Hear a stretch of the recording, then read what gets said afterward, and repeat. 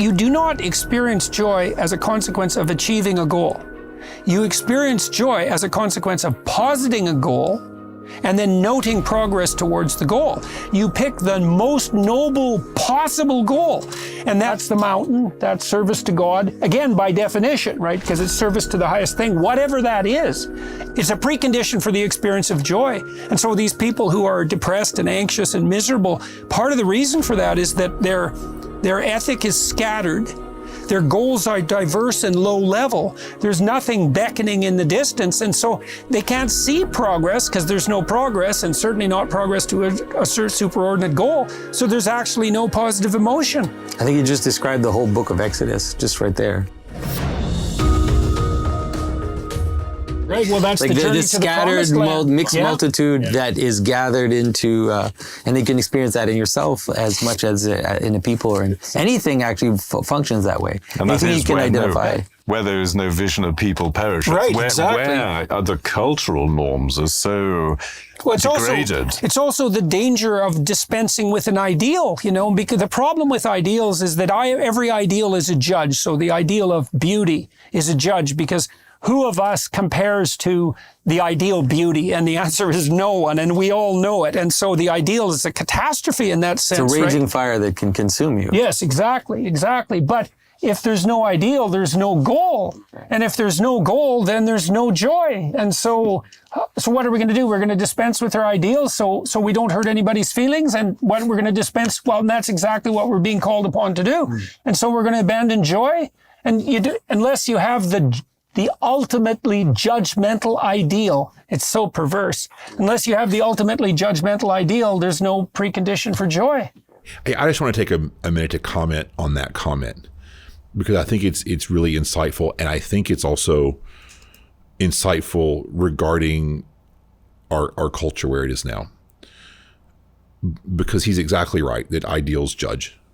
If whether it's an ideal of beauty or of intellect or of behavior, if you hold someone up as an ideal or a thing up as an ideal, then you compare yourself to it and you probably fall short, and maybe that hurts.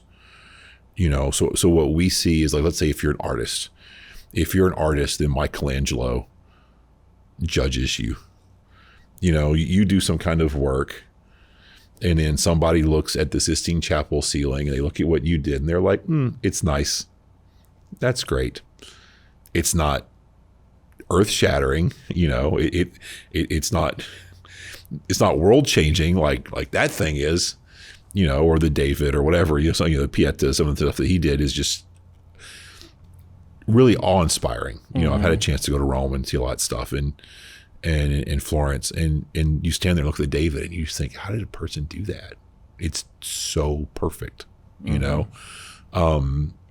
the Pieta, when you walk in the Vatican, you could have take that right-hand turn and you see that statue of Mary holding Jesus, and he did that when he was like 23, 24 years old, and you look at yourself as a 23-year-old and you think, man, I'm a failure. But it is a judge, At a personal behavioral level, Jesus is the ideal.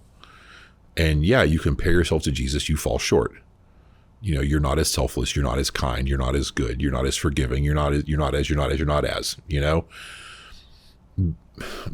But to me, even when it's painful, you have to hold up that ideal. Otherwise, there's nothing to strive for to get better. I will never reach the ideal.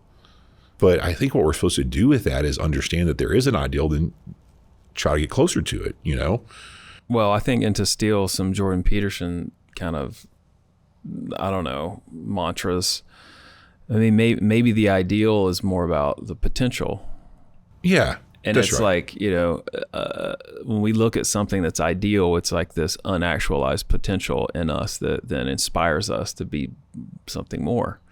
You know, it's kind of interesting. I mean, to your point about looking at art and then measuring it against maybe even what I do, is it like when you see great art, it does something, it makes you feel a certain way. And when you see a certain movie, or even you see even a photo or a drawing or like whatever it is, there's something that is just, it's like captured something about being that is like so compelling.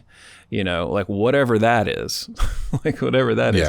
But it is something that is like, there is something about, I think, that the perfect thing that is like unactualized potential that just makes us like, gosh, I should do better, And then there's this part of us that could just be like, the world's bad, the world's corrupt, that's not really an ideal, and I'm fine.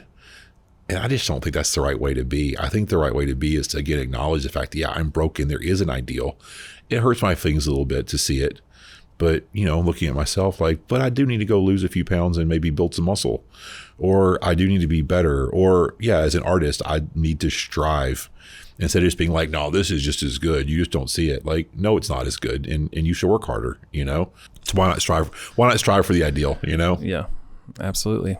Thanks for watching this video. If you enjoyed it, click like and subscribe. It really helps us. And if you really enjoyed it, go on over to our website, thelandinthebible.com, and become a supporter. It helps us generate more content and gives you access to our full library of video and Bible study content.